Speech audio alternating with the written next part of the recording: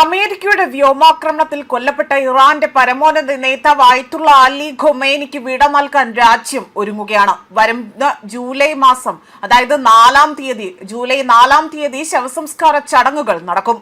എന്നാൽ ലോകം ഇപ്പോൾ ഒറ്റുനോക്കുന്നത് മറ്റൊരു കാര്യമാണ്. ഖൊമൈനിയുടെ മകനും ഇപ്പോഴത്തെ ഇറാന്റെ പരമോന്നത നേതാവുമായ മുജ്തബ ഖൊമൈനി ഈ ചടങ്ങിൽ പങ്കെടുക്കാൻ എത്തുമോ എന്നതാണ്. ഇത്രയും നാൾ വെറും എഴുതി പിടിപ്പിച്ച പ്രസ്താവനകളിലെ വാക്കുകളിലൂടെ മാത്രമാണ് മുജ്തബ ഖൊമൈനി ഇറാനികളുടെ മനസ്സിലും അല്ലെങ്കിൽ ആ ഒരു രാജ്യത്ത് അദ്ദേഹം ജീവിച്ചിരിക്കുന്നതായിട്ടുള്ള ഏറ്റവും അവശേഷിക്കുന്ന ഒരു തെളിവ്. അന്ന് നടന്ന വ്യോമാക്രമണത്തിന് ശേഷം ഇതുവരെ പോലും അതായത് ഇറാൻ ജനതയ്ക്ക് മുന്നിൽ ഒന്ന് മുഖം കാണിക്കാൻ പോലും മുജ്തബ ഖൊമൈനി വന്നിട്ടില്ല എന്നതാണ് വാസ്തവം. അദ്ദേഹം ജീവിച്ചിരിപ്പുണ്ടോ മരണപ്പെട്ടോ എന്നതിലെല്ലാം തന്നെ ഇതുവരെയും വ്യക്തത വന്നിട്ടില്ല. എന്തായാലും അദ്ദേഹം ജീവിച്ചിരിക്കുകയാണെങ്കിൽ അല്ലെങ്കിൽ ജീവനോടെ ഉണ്ട് എങ്കിൽ അദ്ദേഹത്തെ അമേരിക്ക ഇല്ലാതാക്കാൻ മടിക്കില്ല എന്നതാണ് മറ്റൊരു വസ്തുത. ഈ ഒരു ചടങ്ങിലേക്ക് മുജ്തബ ഖൊമൈനി ഈ ഒരു ചടങ്ങിൽ പങ്കെടുക്കാൻ എത്തുകയാണെങ്കിൽ അമേരിക്കയ്ക്ക് വ്യക്തമായ ഒരു പദ്ധതി അവർ തയ്യാറാക്കിയിട്ടുണ്ട് എന്നതാണ് വ്യക്തമാവുന്നത്. മാത്രമല്ല, ഇവിടെ ഇസ്രയേലും ഇപ്പോൾ മുജ്തബ ഖൊമൈനിയെ നോട്ടമിട്ടിട്ടുണ്ട് എന്നതും മറ്റൊരു റിപ്പോർട്ടായി തന്നെ പുറത്തു വന്നിട്ടുണ്ട്. അദ്ദേഹത്തെ വധിക്കാൻ പല കോണുകളിൽ നിന്നും ഇസ്രയേലും, അതായത് ജൂതപ്പടയും ട്രംപും കൂട്ടരും പദ്ധതിയിടുന്നു, അല്ലെങ്കിൽ അത്തരമൊരു സംഭവം അവിടെ ഉണ്ടാകുമെന്നതാണ് വിലയിരുത്തപ്പെടുന്നത്. അതേസമയം അമേരിക്കൻ വ്യോമാക്രമണത്തിലാണ് ഇറാന്റെ പരമോന്നത നേതാവായുള്ള ആയത്തുള്ള അലി ഖൊമൈനിയും അദ്ദേഹത്തിന്റെ മകനും കുടുംബാംഗങ്ങളും അടങ്ങുന്ന എല്ലാവരും തന്നെ അതിൽ മരണപ്പെട്ടത്.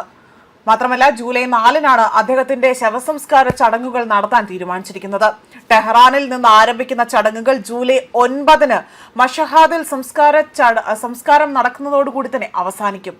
രാജ്യം വലിയ രീതിയിലുള്ള ഒരു വിലാപയാത്ര ഒരുക്കുമ്പോഴാണ് ഈ ഒരു ചോദ്യം ഇപ്പോൾ ഉയർന്നു കേൾക്കുന്നത്. അതായത്, നിലവിലെ ഇറാന്റെ പരമോന്നത നേതാവും അലി ഖൊമൈനിയുടെ മകനുമായ മുജ്തബ ഖൊമൈനി എവിടെയെന്നത്.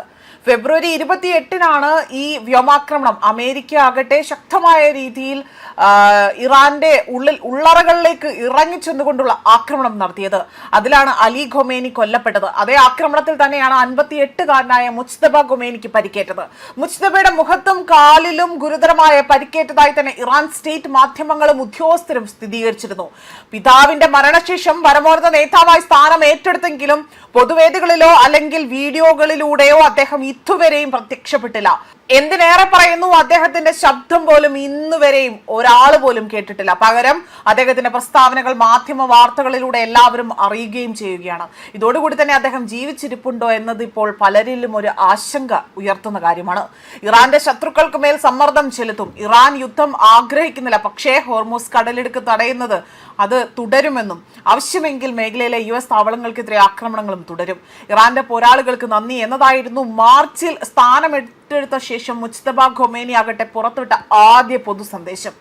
മാധ്യമങ്ങളിലൂടെയാണ് സന്ദേശം പുറത്തുവിട്ടത്. പിന്നീടും പല തവണ ഇത്തരം പ്രസ്താവനകൾ വന്നതോടുകൂടി തന്നെ മുജ്തബയാകട്ടെ അദ്ദേഹത്തിന്റെ ആരോഗ്യസ്ഥിതിയെക്കുറിച്ച് പൊതുജനങ്ങൾ ആശങ്ക പ്രകടിപ്പിച്ചു. ഇതോടുകൂടി തന്നെ അദ്ദേഹം മാനസികമായി അവിടെ ശക്തനാണ് എന്നും ശബ്ദ സന്ദേശത്തിലൂടെ തന്നെ സുപ്രധാന തീരുമാനങ്ങളിൽ പങ്കുചേരുന്നുണ്ട് എന്നും ആരോഗ്യസ്ഥിതി വീണ്ടെടുക്കുകയാണ് എന്നതാണ് ഉദ്യോഗസ്ഥർ വ്യക്തമാക്കിയത്. എന്നിരുന്നാൽ പോലും ഇത്രയും മാസമായി അദ്ദേഹം ഒരു തവണ പോലും മാധ്യമങ്ങൾക്ക് മുന്നിലേക്കോ അല്ലാതെയോ പ്രത്യക്ഷപ്പെട്ടിട്ടില്ല.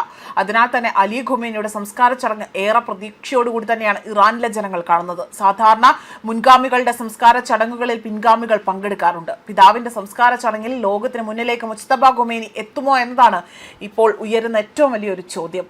ഇതേക്കുറിച്ച് ഇറാനിലെ ഉദ്യോഗസ്ഥർ പോലും യാതൊരു വിധത്തിലും വ്യക്തമായൊരു സൂചന നൽകിയിട്ടില്ല.